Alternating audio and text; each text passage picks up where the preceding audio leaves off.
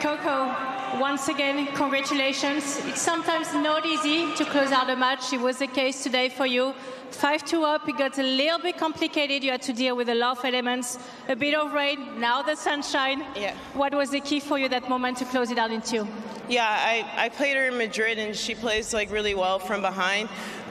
So I knew that closing the match would be difficult because she just hit some great shots. I definitely could have closed it out on my serve. I got a little bit unlucky, and then the last game, I mean, she hit like 3 or 4 balls on the edge of the line, and so it was a little bit difficult, I think, mentally to stay like focused and not get too mad. But I'm glad that I was able to push through.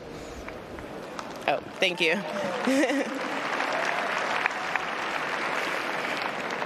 You're now obviously coming to every Grand Slam with a different status. You're a Grand Slam champion yourself. I wonder if your expectations are changing a little bit. Do you set yourself some goals, or you really take it one at a time and you go through a process as it is? Yeah, I mean, I would say going into Australia, I was more nervous after like the first couple rounds. But now I'm just like, one match at a time.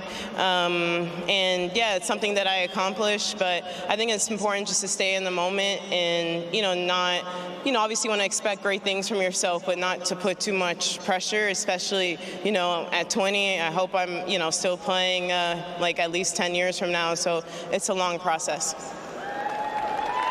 Well, we hope even for more than 10 years, but as you said, you're 20 years old. There is something I love about you. I love your parents.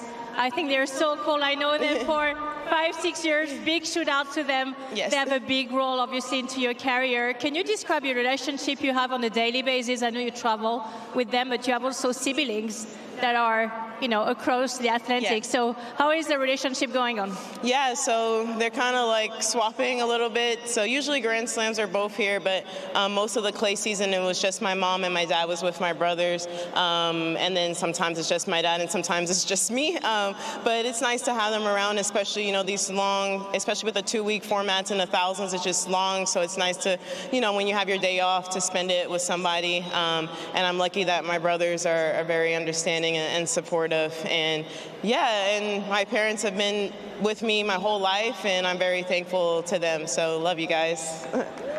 My dad is somewhere around here. He doesn't sit in the box. Finally, do you want to know your next opponent, or you're the kind of players that are a little bit superstitious and you wonder, I just say nothing? No, I don't mind. Okay. Usually once I finish the match, it's cool. So it's Elisabetta Cocciaretto, who will be, for the first time, in the 4th round of a Grand Slam. Any thoughts about that one? Yeah, I played her in Dubai, I think, this year, and she's definitely a fighter, and not an easy match, even though it's her first time. I think she's one of those players that doesn't give up until you shake hands, so it's going to be a difficult match, but I think, I'm ready.